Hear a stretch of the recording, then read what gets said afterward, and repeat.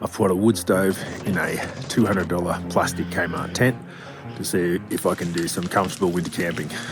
I'll show you how I made the stove and how it went. My wife bought this Kmart tent for about $200 for my daughter's birthday, and I just hate the idea of things going to waste. And also, I was recently in Idaho and Montana and experiencing the way Americans often camp with a wood stove in their tent. And that's why I thought, man, this is cool. It really does make winter camping so much more comfortable and enjoyable to be able to sit by a cosy fire, and worth a try in the freezing cold temperatures of the snowy mountains. Before I commit to this project, I just want to test burn the two types of material that there are in the tent, and I've used the bag because that has those same materials. Sure, it's flammable, but it's not crazy. It's not going up like petrol. So I feel like that's okay. I'm just going to have to be careful and keep a very close eye out and be ready to get out of there. I got the material secondhand from the local recycling centre, some round guttering, a flat baking tray, and a metal serving tray. The whole lot cost $15. The main body of the fireplace will be a 60-litre oil drum that I got for free from my local mechanic. But you've got to be very careful with drums because they have flammable materials in them and they can totally explode. So that's why I got out of the way quick after lighting the fire. And I also wanted to burn off any toxins in the paint, and same for the guttering.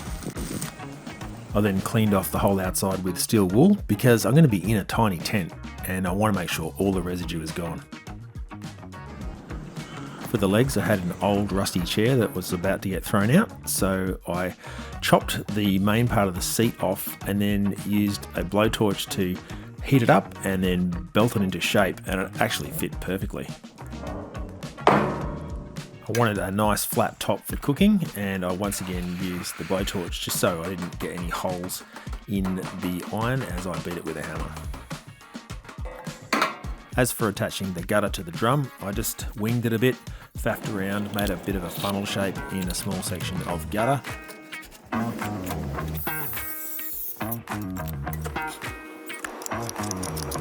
And it actually turned out spot on.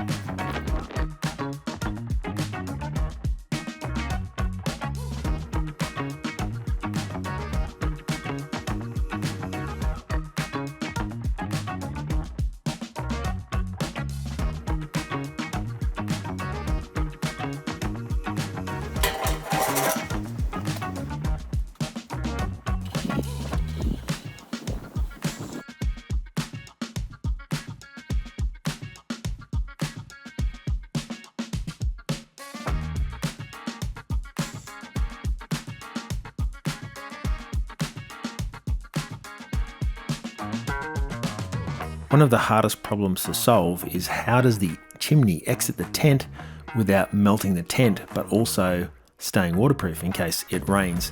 So I'm hoping the size of this serving dish will dissipate the heat by the time it gets to the edge and won't melt the plastic of the tent. That's the plan anyway. This is fairly experimental, so I don't want to ruin the tent. So I'm being careful to just unpick the top seam very close to the top of the tent. So if it all doesn't work, I can just sew it back up again and have minimal leaks. I installed 6 screws around the outside with wing nuts and large washers to hold the tent in place. And then where the end of the unpicking is, I've just done a few overhand stitches to stop it fraying further. I'm in a bit of a mad rush because the weather forecast is looking bad midweek, so I've brought everything forward 2 days to ski in better weather. So I might just kind of wing it by the seat of my pants, and I don't get it fully tested before heading off to the snow to have a day of skiing with the kiddies, and then head down to the campsite where I try out the tent. You okay? You okay? Got one freebie dad run. The kids are having a hot chockey.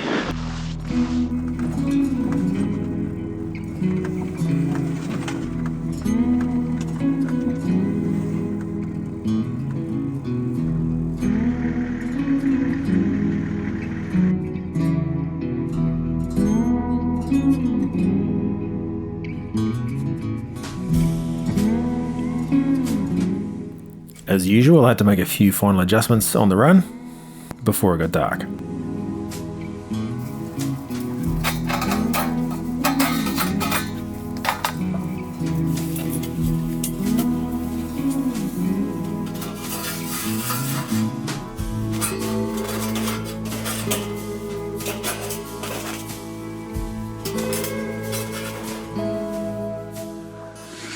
Alright, this is actually the first time it's been set up in the tent. Let's just slot it in nicely there. Open her up. And here's the, that's just that platter. And I've got washers. It's a little bit loose. I need to tighten that up a little bit, but it'll do, I think. This is a little bit close here. I might need to pull that out because I don't want that to melt. So I've got to figure out some way of maybe clipping this up. I've got some clothes pegs. I might clip the post them up a bit.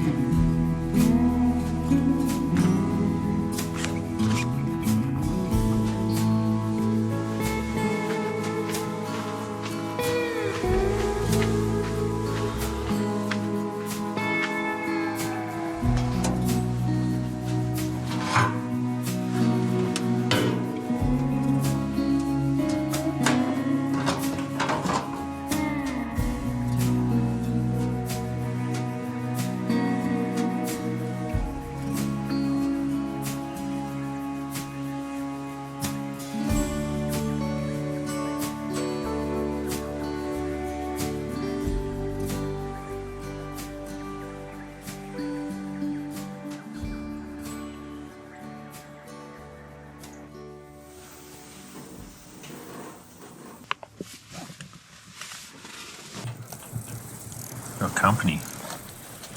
It's a possum. Get out! Oi! Go away! Stupid possum. Hi, possum.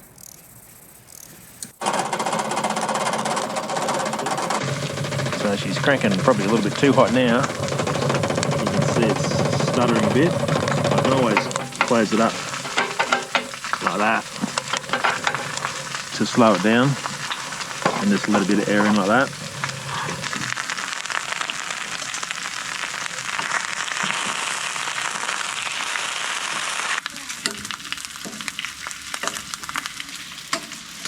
And overall it's a success. It definitely keeps the tent very warm. Sometimes I worry about how hot it gets, and I'm definitely regulating the temperature by using this, and also this little plug hole here. This is the best air intake because it guides all of the draw into the fire, but sometimes it's too hot with this open, so I've left it closed. To improve it though, I think I could probably make this an adjustable like this just to make it better. You can see it flowing back and forth like that. It's just where it's like sucking oxygen in, and then it starves itself, and then it sucks again. Yeah, she's certainly pretty warm. Obviously a synthetic tent isn't ideal, but really this is just a test, and this definitely works. As for the rainproofing, it probably will leak a little bit. So tonight I might end up chucking something over the top just to stop anything coming in.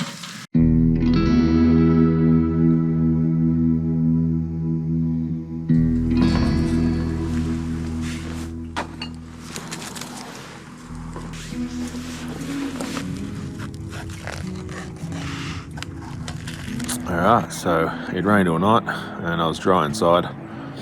I did have to put a little bit of a bag over the top just to stop rain coming in through a little hole that was left over, which I need to do a little bit more work on. But otherwise, success. Kept us warm in the winter and dry when it was raining, so it's actually a pretty good system. So there you go. That turned out better than I expected. For safety reasons, I would not recommend using a plastic tent with a fireplace in it. Maybe in worse conditions with more wind, it could have been more dangerous. Maybe the fly could have blown over and touched the chimney, so it's a risk. So better off not doing it that way. But it's been nice hanging out in the snowies with some pretty cool animals, with the kids included. They're the kind of like animals as themselves. And it's time to pack up and go home. Thanks for watching.